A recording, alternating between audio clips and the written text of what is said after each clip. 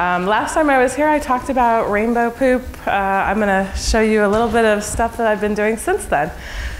All right, let's see how this goes. So a little bit about me. This is my new me slide because you know how you have to change every once in a while. I like to change my hair. I figured I'll change my me slide. A little bit about me. I've been doing this for a really long time. I'm kind of a dinosaur, but I try not to be. That's what the red hair is all about. And I'm really deeply invested in trying to help women come to cybersecurity. I've been doing this thing called Hacker Girl. I got a couple of little girls myself, 3 and 8 now. Last time I talked to her, I think my little girl was 18 months old. And I am a faculty member at IONS. I work at Intuit. I run the red team there. And they said I started the red team because I have red hair. I don't know if that's true. All right. So, you know, everything good starts with either fire or poop when it comes to DevOps. So we'll just start out with like grounding ourselves. This was the thing that I actually talked about last time I was here. We're not going to talk about this time. I'm just going to let you know it's not a poop talk. All right, so what are we going to talk about today? I just have to do a shout out to some colleagues of mine in the DevOps community who wrote a love letter to auditors. And having been a former auditor, I actually took this and really loved it. I felt like it was actually written to me. And since James Wickett was one of the authors, I felt like, hey, I knew you loved security, folk. It just took a while for you to catch on. And he's in the audience today. Also, this talk is dedicated to Rob Stroud. For those of you who don't know, he passed away recently.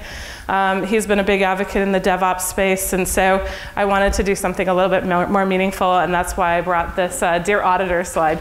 And so today what I'm going to talk about is speed with confidence. And you know, I've been inspired by the fact that everybody's really talking about how could we go faster. DevOps is going to help us to do, you know, 25, 30, 3,000 changes a day as a company, whatever that might mean. And essentially, I've always been thinking about the fact that speed is a great thing to have, but what about security folk? And this really spoke to me from an auditor perspective. You know, this letter was about the DevOps community leaving everybody behind and essentially leaning into speed and watching more and more workloads basically come out with mistakes. And I've gone through a huge transformation myself. I will tell you, one of the biggest epiphanies I've had is working in this capability and this movement for the last 6.5 years and really watching as there's been evolution. I was the first DevSecOps engineer. I was either crazy, well, I am actually a little crazy, and now there's definitely several thousand people who are starting to really bring this capability to their organizations, so I'm really proud of that. So software begins with a spark of imagination, things that we want to build. We might want to solve somebody's customer problem. At my organization, the founder of Intuit actually solved his wife's accounting problems by having a spark of imagination at the kitchen table. I thought that was really cool. And he's like, I'm going to solve your problems through software. And back then, software was kind of prehistoric, back when we all did Pascal code. And yes, there wasn't cross-site scripting back then, but Pascal had its own problems. And so that should tell you if Pascal was like what I remember. Yeah, I'm definitely old, and the red hair doesn't do enough to get rid of the gray. And if you think about it, the spark of imagination, this is what we're all here for, right? We love software, we're super excited. Now our toasters can come online in the morning, we can wake up to coffee that's made. And anybody pay any ransomware yet for their coffee in the morning? I'm just wondering. I know it's going to happen. I'm pretty sure there will be a news article in the next few years about the fact that somebody paid ransomware for their coffee in the morning. But I wanted to start off saying, you know, I really am deeply interested and empathetic towards building software because my organization, my red team, builds software every day.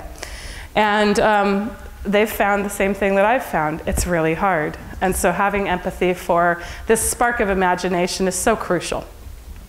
So, you know, let's talk for a moment about what it's really like to do security in a DevOps world, in a cloud world, in a speedy, you know, developer world where somebody might be overconfident that they've got it all right. There's no security bugs. We're under the radar. We don't have to worry about things. I've got deadlines. And then the security person, you don't know what you're doing, right? No, we don't know. I'm a security person. I've never said that before. Okay, yeah, maybe I have, right? And so it's like, if you think about this for a moment, this is the paradigm that we've been seeing for years, right? These are the things that we actually see in terms of dynamic between the people out there. And I can tell you that software doesn't get created by computers, it gets created by people. It gets created by wonderful minds, human beings. And by the way, I'm definitely one of those people who didn't realize there were humans in the world until maybe like 6 years ago when I went to a huggy-feely company that I absolutely adore. And it's the longest job I've ever had. That should tell you something. I'm definitely a reformed, computer maniac. And I'm definitely on the side of, I really want software to be safe, and I always believe that you could build something perfect. And it started this whole conundrum, right? So if that's the case, and basically you've got a developer who's saying, my app is absolutely safe, I assure you, nothing's gonna get it, right? Never heard that before, right? Anybody? Oh yeah, okay. All right, so if your app is completely safe, then I don't really have a job. Josh Corman told me maybe, I don't know, 2013 that I should look for other work, I should start building software, because security was going away. Security was gonna get actually done by developers. And all that AppSec training that seems to fail, that we've all been trying to push, all those cross-site scripting things and command injection, they got it. So you heard that, right? Y'all looking for other stuff to do. Done? Okay. Well, turns out that I started a red team, and I said, all right, well, if your app is safe, then I guess my job is to go out and figure out whether or not bad guys feel the same way. So you can imagine my first red team exercise. I found out some things. Not everything was that safe. And so now it was like, am I going to go back and tell that guy he's a liar? It's probably not a good thing. We actually have a notion of good intent. And I don't know if you guys really think about this a lot, but good intent is interesting. And well, when somebody thinks that something's safe, they do have good intent. They just don't know, and they don't want to know. And that's a really interesting piece of advice for most people. I went through this exercise, and by the way, during this period of time where everybody was saying their app was safe, they were like, hey, security people, could you get a clue? Could you just like clean sheet yourself, start over, realize that there's not that many bad guys in the world? And I'm like, well, hey, that's a great discussion we should probably have. So let's move on for a moment. And guess what? When you actually start arguing, it's get off my lawn. Well, that's fine if there's a pathway, right? And then get off my lawn gets a little worse. Get off my lawn. And the pathway gets broken up. You start having to hop over things. And by the way, as a security person, we get really good at this. We're like, all right, fine. I will find a way to get through the lawn. It's not going to be a problem. By the way, these are like really far apart, and I'm really short, and I don't hop. So this is like really complicated. You got to like build all these things to get across. And then, they're like, oh, well, you made it across? Great. So get off my lawn. And you're like, oh, that's really going to be more complicated. Do I have a pogo stick or something? I don't know. And the reason why I put this up is because boundaries get created in how we think about our interactions. And if you're noticing, I'm really focusing on the human today. It's because my epiphany was that my job is to figure out how to build confidence in other folks. If I had no confidence and they had too much confidence, what was the right thing to do? And having squabbles never really ends well. In fact, it ends in a prove it, which starts a red team that ends up being 45 people. And then you realize, like, am I really fighting against all the people who actually build and make revenue for the organization that solves problems for the lady who's sitting at the kitchen table? And all of a sudden you're like, yeah, I actually am trying to do that. And prove it turns into how well can I prove it, and how good are we, and can we exploit software, can we write exploits, can we do CVEs? And by the way, the answer to all those things is eventually yes. You can get people to get the OSCP, you can build up all the skills necessary to be able to run at speed and scale, and to deal with 4,500 developers that are building software every day. That is the answer. You absolutely can. But then all of a sudden you start to see more of this happen. No one knows these off the top of their head, right? You guys have them memorized? There's more and more every day. I try to memorize them. They're kind of, things that I read before I go to bed at night. Fabulous work. And most of them basically say, if you do these things, nothing will get you. Right? Right? Now, there will never be a breach in your environment if you fulfill all these things. Great. Let's just do all of them. We'll automate it. Anybody heard that? They're just going to automate away all the compliance and security stuff? Yeah, again, we're out of jobs. If you're a security person, you're looking for other work. I'm just trying to get you there. And this doesn't happen. And what this is basically, apparently, there was a study done for all of the regulations on how many companies were certified PCI compliant and who accomplished NIST and had SSPs. And breaches don't happen on compliant stuff at all. Because, by the way, all the scanners and all the automation, they think of every single thing possible and write rules that are perfect, right? Oh wait, who's going to write this security software that's going to do all the security work for all of us? Yeah, right? Oh, all the developers that care about making revenue and solving customer problems? Yeah, this is what they want to do. They want to start to make it so that they can write software that actually will ultimately fail in its quest. So I guess the answer maybe not be the whole compliance automation thing. So if that's not the answer, and it's a zero-sum game, I'm fighting with them, they're fighting with me, who's fighting against the bad guys, right? The bad guys are winning, it's a total zero-sum game. Basically, nobody's moving anywhere. And ultimately, that gets to be a bad state. Remember, get off my lawn, right? And eventually, the lawns just get bigger. But what if we could actually make things simpler? What if there was a way to do confidence testing? What if the question that you ask your developers is, how many adversaries does your application have? Or what's your confidence level that you got all the cross-site scripting vulnerabilities in your application? And by the way, they might say it's 100%. And then your job is to prove it, right? And most of the time, we're fighting to try and get some sort of security training into folks. But we don't ask the number one question, which is, if you're already skilled at this, why am I training you anymore? Do you really want this information from me? Because maybe you don't. Maybe you're good at it. Maybe your application is 100% safe. Reality is that it's probably not. But we're going to talk a little bit about confidence today, because I had a discussion with somebody recently. And I don't know if security folk or developers or folks that are engineers actually get trained about some of the leadership aspects of moving things forward. But one of the amazing things is that if you just leverage confidence as your guide, you can make things a lot simpler and you can get somewhere faster. And so we're going to talk about that. So I actually decided that after this epiphany that I could use confidence testing, that I could ask 10 CIOs 2 questions, only 2, because by the way, they won't answer more than 2. And the third one was never needed, because apparently the 2 questions were actually meaningful. So I asked the first question. The first question was, what would you choose? Would you choose to have your entire organization understand how to make security decisions? Or would you choose 3 really great security rock stars to be part of your organization that were going to cure everything, world peace included?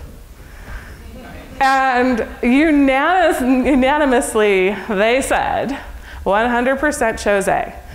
I want to distribute security knowledge and decision-making to people who are in line doing the work. I thought that was really interesting. So the second question, because that's the easy question, what do you want? All right, so how are you going to go about doing that? And I said, would you want to train your staff with 40 hours of security training per year, per person?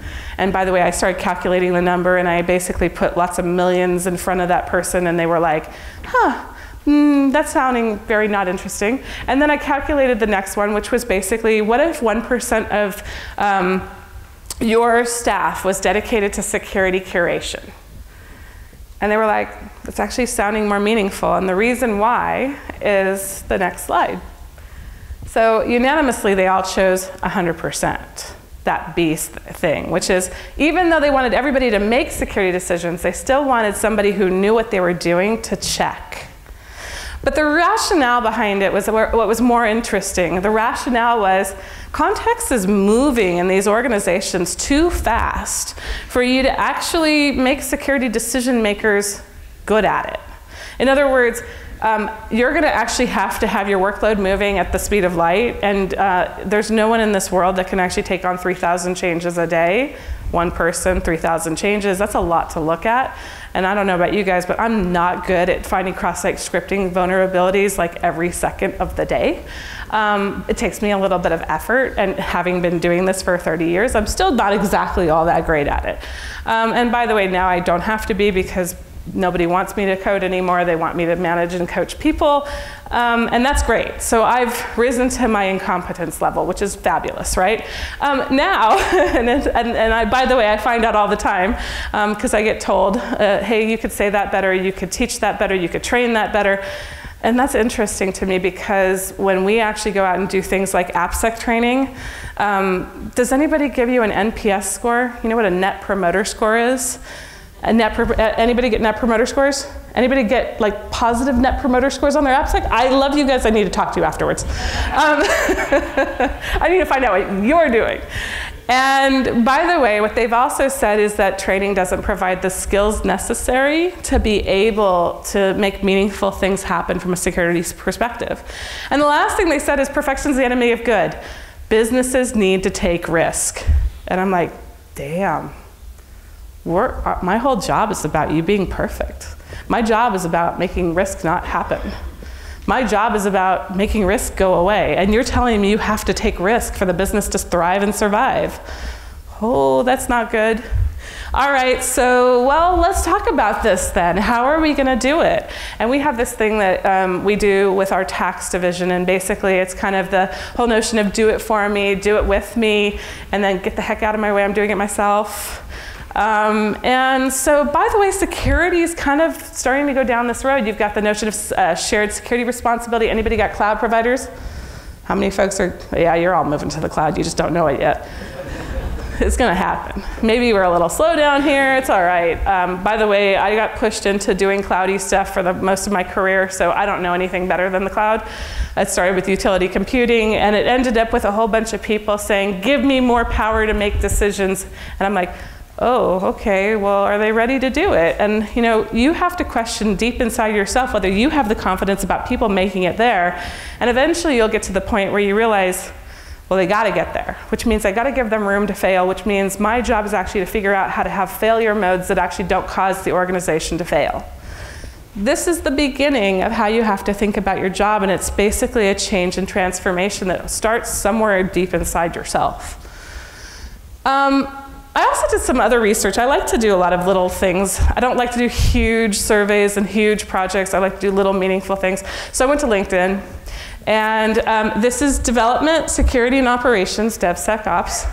And then there's DevOps, and then there's DevSecOps. And what's interesting is to find out how many people were in each one of these segments. And by the way, I don't actually think that this is perfect knowledge, so like, don't anybody like hold me to the fact that I think this is the universe of all technology people. This is actually the US version of LinkedIn. I think when you actually query LinkedIn, you have to go to every country to figure out how many people in the world there are. I will probably build that script at some point just to figure out whether or not it's fun. What I ultimately found out is that in the US, or maybe even people who have a US profile that are out of the country but realize that they want to work with US folks, there's about 4,599 people who have DevSecOps on their LinkedIn profile in some capacity. Whether it's they mention that they do it, they don't necessarily always have the title of it, they're not quite sure they understand exactly what it is, but they're kind of doing it. And when you start looking at DevOps, you got about, you know, we're like 1% the DevSecOps folks, or 1% of the 99% of the other ones, right? And DevOps is about 400,000 folks. And then you really look up there and you're like, wow, I aspire to be a developer apparently, because there's 7 million of those folks. So you're going to find out where this is going. So I also took a look at the number of jobs that are available by segment, which was also kind of interesting. And the number of jobs by segment would tell you kind of where the industry is going. Did you know if you become a DevSecOps that you actually could do all these jobs? So that means that your universe of jobs just became pretty big. So that's really fun to me, is to find out that if I actually focus on the skills that allow me to take advantage of all of these, that I could be really able to do a lot of things in my career. But what's interesting was, oh, by the way, when you actually calculated the percentages, developers right now, there's about 3% job openings for the total population that was actually listed there of 7 million, right? There's about 4% for the folks in InfoSec. There's about 3% for the operations folks. There's 10% for DevOps. I thought that was really interesting. Guess what that means? There's a total hiring spree right now for DevOps. And by the way, DevSecOps, there's 30% for the population. 1,300 jobs, 4,500 people. That's a lot of opportunity, lots of movement. By the way, if you're trying to actually grow your career, go for a segment that's actually emerging, because there's lots of opportunity there. That's where you build your skills. So why is this important when we're talking about confidence? Well, it's important because when you start looking at this, there's 4,500 people that are confident enough to put DevSecOps on their LinkedIn. There are a lot of people that are confident about putting developer on their LinkedIn. There are folks that are doing information security, right? Everybody heard there's like 1 million jobs that are going unfilled. I could not find them, I tried. I don't think that everybody's publishing them on LinkedIn, so by the way, I know there's a population of data I'm missing right now, but I really do think that eventually I am gonna wanna find where all those 1 million jobs are. Because I think that it's really important as you're thinking about what you can do to help move software to the next level, to get inspired to work for an organization that is doing something meaningful so you can build your confidence over a period of time.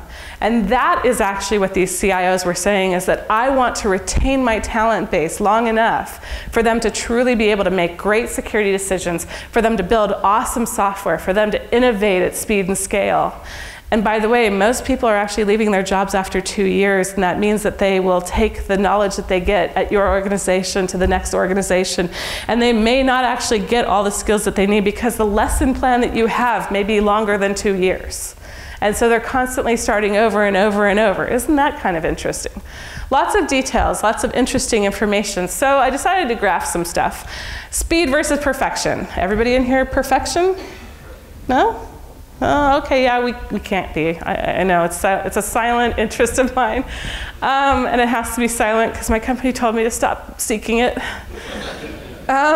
So what I found out is that devs really like a lot of speed. See that hockey stick?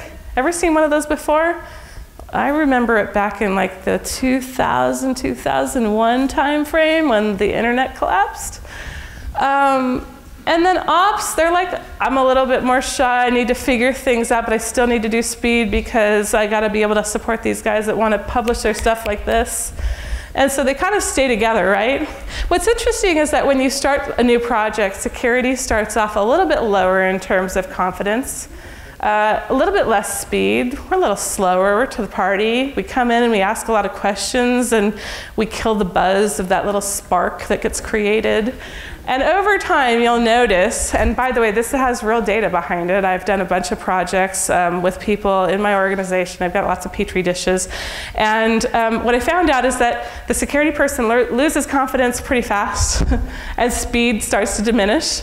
And the ops and devs folks, they basically start to go towards making more speed happen.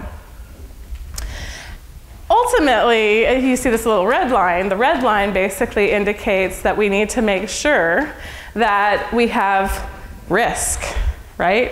So if you think about it, if you're not perfect, you're taking on risk. And perfect is actually the eye of the beholder. We'll talk about that in a minute.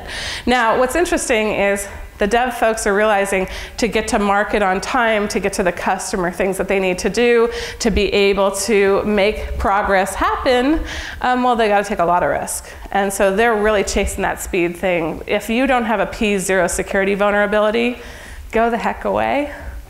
And that's kind of interesting because prioritization becomes interesting. So what's more interesting is when you actually arrive at real confidence. Anybody want to achieve real confidence? Not the fake stuff that you actually have to say, yeah, that's great. But real confidence, the questions that it actually takes to take somebody from, hey, you're going really fast, and is that the right thing for the company? Or you're going really slow, and is that the right thing for the company? I get caught between these two levers all the time. I run a team that actually has to chase adversaries and write software to do that. And so I have to deliver, deliver, deliver. And at the same time, I need to make sure it's done safely. And so it's kind of this conundrum to go back and forth. So let's talk about that for a minute. So if everybody's kind of chasing it together, right? Everybody's together to begin with. We're all really happy at the inception of projects when they're really new, they're greenfield. We can't do anything truly wrong. They're small little bits, right? But all of a sudden, you start to do more and more, features get rich, you start to want to scale. Anybody get excited about scale in this room? Scaling apps, really? How many are security folks? I need to talk to you later, right? What's interesting about this is when it starts to scale, when you start to get feature rich, all of a sudden the curve for security bends, and now there's no longer that confidence that comes with the speed that was happening. And so why does that happen? What happens with the developers is they get this hockey stick effect. And all of a sudden, they're like, yeah, I'm with you, I'm with you, I'm with you, and now I gotta get something done. I did all the baseline stuff that you told me to do, and I think that's enough, I'm good. I don't even know what to do after that. You're not making any sense. You just said, I asked, dasked, sassed. I don't even know what those things are. I don't know where to find them. I looked them up on the internet. I think I even misspelled them. And oh, by the way, you're kind of a drag when you're talking about that stuff. So as a dev, I just want to get my stuff done, and you'll find it, right? Okay, we're good. And then when you start to think about that security person again, and they hockey stick down, they're really driving for perfection. I want you to have no risk. I want you to have perfect software. I want to make sure that we're not going to get broken into. And I'm going to run every scanner, every tool, every POC, everything imaginable. I'll throw the kitchen sink at you because I want to make sure nobody's getting in, right? Nobody's getting in. So what's interesting is we're all chasing different things. Developers are chasing 99% of the use cases, right? Those 99% use cases. Developers actually decide that the 1% edge case is not meaningful. Did you know that most of the stuff that actually ends up being abuse cases is the 1%? And so the security person's actually chasing the 1% use case, and the developer's chasing the 99% use cases. And they really don't overlap a whole lot. They overlap very minutely in where we actually see edge cases for abuse cases and use cases align, which I actually consider still fraud. And for those of you who know what that is, ATOs and some of those things are hard to detect, but they're actually part of your application. So this was a meaningful experiment that turned into a real insight, which was, if we're chasing the abuse cases and they're chasing the use cases, how do we talk to each other? How do we get to the point where that's going to be meaningful?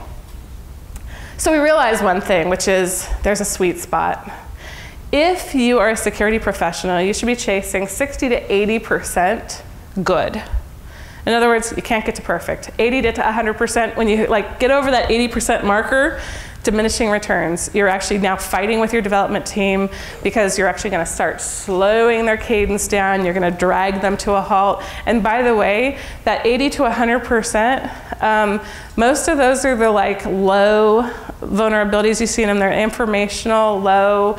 They mean nothing. The developer questions your sanity because you're asking them to do things that don't seem to be that useful. Now, I'm not going to say all of the scanners get it right. Like some of the low vulnerabilities is actually where the red team hangs out because they're actually miscategorized, and that can be fun too. But this was a real interesting and meaningful insight. So the question is, would all of you be happy with 60 to 80%? Hands up. All right, I got some people in here who are kind of like, no, I don't know, that's kind of scary, right? Now, what if I asked you the next question, which is, what if there were no exploitable weaknesses? How many hands? No exploitable weaknesses. You could get your development team 100% of the time to get to that point. And guess what? That's meaningful. There were a lot more hands, by the way, the second time. which means that my job now is to chase exploitable weaknesses, to prove it, to break in, to do it in production, to make it so it goes away. And so we're going to talk about that for a moment.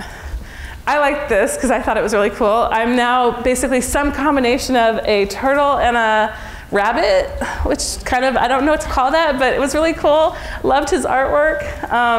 And so if this is kind of like my new logo in life, I'm okay with it. I think I can do 60 to 80%, as long as there's 0 critical exploitable weaknesses.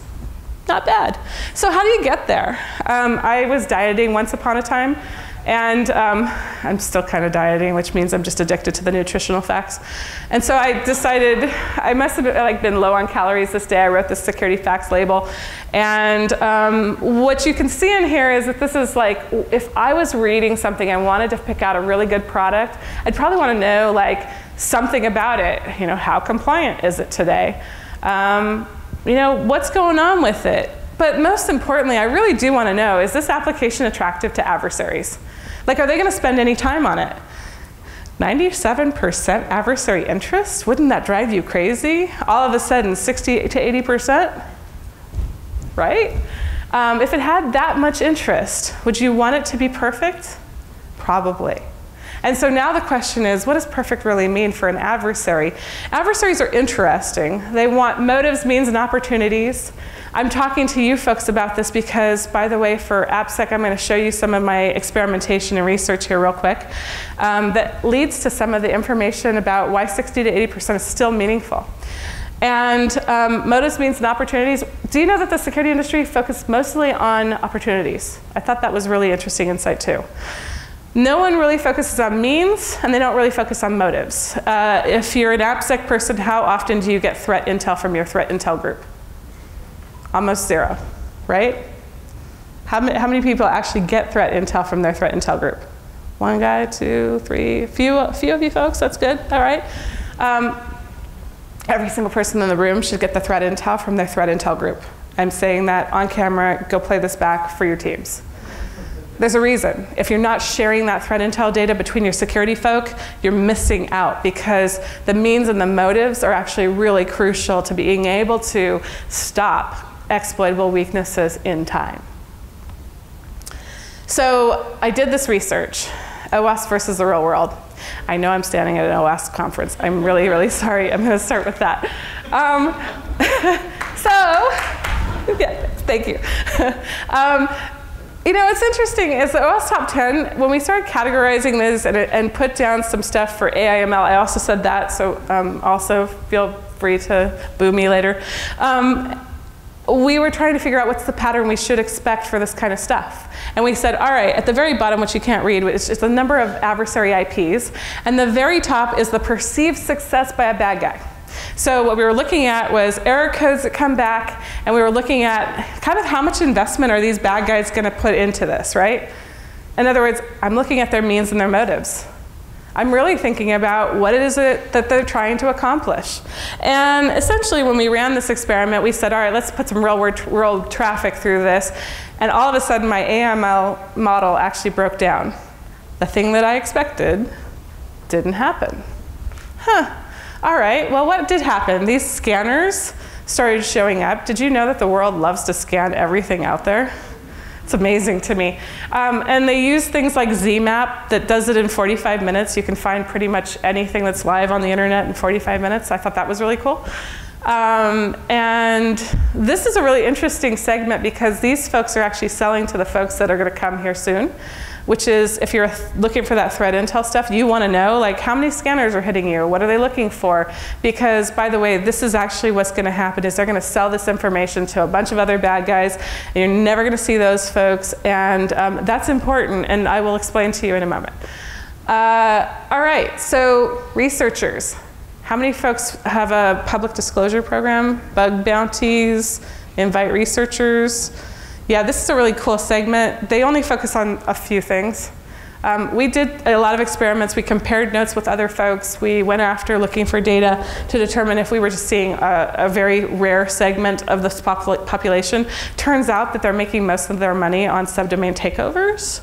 They're selling CVEs instead of publishing public CVEs, so the scanners that we're all relying on are starting to break down because we're not seeing the CVE population we used to. Which means that if you are an AppSec professional, please find a CVE bug and disclose it as quickly as possible. We need to replenish. But what was more interesting was also that they're paying for noise. So when a bad guy, a real bad guy is going to do something, he lays down this blanket of noise that kind of looks like these three things, which is evasion. SQL injection, funny enough, they're doing things like WAF breakers. Anybody seen a WAF breaker yet?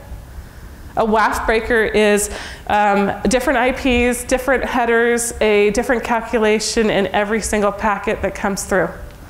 And what are they trying to get you to do? They're trying to get you to drop your WAF because it's not performing for your application. That was really interesting. So finally, the real bad guys. So here's where they cluster up. The real bad guys are dealing in command injection, feature abuse. They're going through all these things. Their perceived success is actually close to their real success. Super cool. Because by the way, when you actually get this model figured out, you can find them more often. You can do interesting things with them. You can do things like cause all of their threat intel to go away. You can actually do things like deception. I thought once upon a time that deception was like old school, old news. Turns out it's not even being used at the level it should be used. And if I can invite you to do one thing as an AppSec professional, start looking at deception. Super interesting. You can actually change how this comes out. And when you change this kind of model, you're winning. Your organization is winning, which means that 60 to 80%, you're now trying to figure out how to leverage data like this as an AppSec professional to help your developer to be able to do more meaningful stuff with their time. So if we tell everybody on the development side to do OWASP top 10, but we actually need them to do less guessing and do the real world top 10. By the way, there's a lot of overlap between these two, so I'm not saying don't do the OWASP top 10, but if you actually get them to enumerate the stuff in their applications, you get them to use their logs, you get them to be interested in the meaningful information about the 1%, they'll actually chase down all of these things, and when you give them a defect, they'll solve it pretty quickly because that's real stuff. That's where the real adversaries are. Remember I said adversary interest is interesting? Well, when it comes down to it, this is why people will actually get the understanding very quickly about what these things are. They see them in the logs. All of a sudden, they'll have magical understanding about SQL injection, cross-site scripting. Anybody excited about that? Because by the way, it's going to make your training objectives so much easier to train them in line. Do micro training, find ways to send defects and bugs in that'll allow people to learn on the job in real time. And by the way, you will get more than 8 hours every once a quarter. You'll get more than 40 hours a year. You'll in fact get somewhere in the neighborhood of 320 to 400 hours out of every single developer that you come in contact with, because that's how often they're going to encounter something that's actually meaningful from a security perspective. So what's that look like? You're an AppSec professional, right? You're a security professional, you're a developer, you're trying to get this information in. What's it look like? Bring everything you can, all your security testing data, all your log data, all of anything you can get your hands on, bug bounty data, anything that will create security telemetry, correlate it, pull it together, and by the way, publish it to a developer backlog. I like to get auditor love letters, but my way of returning the favor is I send little valentines to my developer friends on a routine basis almost every day. And actually, they're quite interested in getting them and fixing them as quickly as possible. So it feels like a good, nice, reciprocal way of operating. Other thing for you guys. What if we simplified all this stuff? What if we got down to something that was almost intuitive? What if we made the developer's life easy, that they only really had to remember 5 things to do 80% well?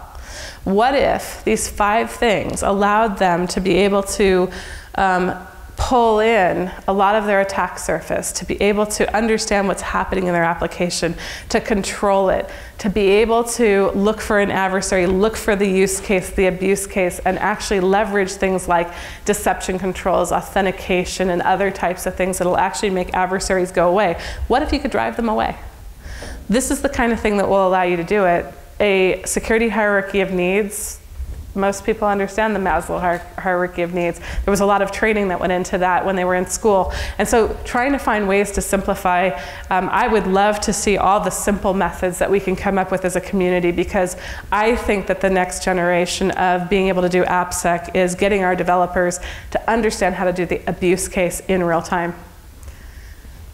So I think we can actually get here. I've seen it, I've experienced it, I've got lots of friends that are developers. I have really interesting, discussions. I've got a team of people who are highly engaged. And I think when it comes down to it, putting all the pieces back together is really, really meaningful. The relationships stop sounding like, get off my lawn, and they start sounding like, hey, I have cookies and cake, could you come over and have coffee with me? And by the way, I actually had to have mine tested for poison the first time they arrived, because I wasn't real sure. But after the first donut was eaten, no problem, person didn't die right away, so it was good. I did wait for about 24 hours before I accepted the next set of donuts. My team now sits around large conference tables. You've got a red team that actually is accessible. If you want to know some of the use cases out there that you should be looking for, I went to the DevOps Summit just recently. I was super excited because I'm a security professional that went to a developer conference. I went to Velocity. I've gone to different developer conferences, and by the way, they're talking about security. They want us there. If you're a developer that's here, thank you for coming, because it's so important for us to be able to cross-pollinate this understanding and truly get to the point where we're not just throwing stones at each other, that we're actually creating meaningful and valuable information that helps us against real adversaries. I think that the best thing about this community is that we can actually find, even with different things, I call mine DevSecOps, you might call yours AppSec, it doesn't really matter in the end what it's called. It actually matters that we're actually chasing away the bad guys, we're taking away their ROI, and we're making the applications that our kids are going to be able to leverage, and that we're able to do things like, find cures for bad diseases, be able to make our lives better through technology, that those things remain. And so if we want to find a way to really forge the gap, it's to care about that 99% set of use cases and find a way to make the 1% abuse case almost minimal, almost negligible when it comes to being a developer, so that it's easier for them. I like to believe that's possible. I know it's a lot of work, it's super complicated, but if I go and talk to my developer partners and I expect them to understand the security dictionary that we all carry with us, in our experience and our years. I mean, I can talk 3-letter acronyms with probably most of the crowd here, and we'll know what we're talking about. But go to a developer conference, say the words, and it's going to happen, what happened to me. What are you talking about, and what planet are you from? And by the way, when you drop all of that and you're just simply talking about bad guys, it becomes meaningful. Every single person might not be able to understand what an attacker is capable of, but they're absolutely aware of what it's like to be a victim. So my last few parting words here are, we need some help. We're writing a book right now. We're doing some stuff for DevSecOps. You've got use cases, you've got abuse cases, you've got knowledge to share. Developers need a meaningful treatise that can be something that they leverage, and this is something that we're really dedicated to doing DevSecOps transformations. We believe that the AppSec community is part of this endeavor. The applications that we all care about are actually going into these things. The DevOps handbook has sold hundreds of thousands of copies, and that means that there are people that are reading these things and actually processing to get to knowledge. So if you get a chance, send us an email at book@devsecops.org. We really do care. We're trying to process this information, and you'll see that it's going to mean something in the end. So I really thank you for coming today. This is one of the best conferences I've ever been to. You guys are an awesome audience. And I look forward to learning from everybody today as well. Thank you.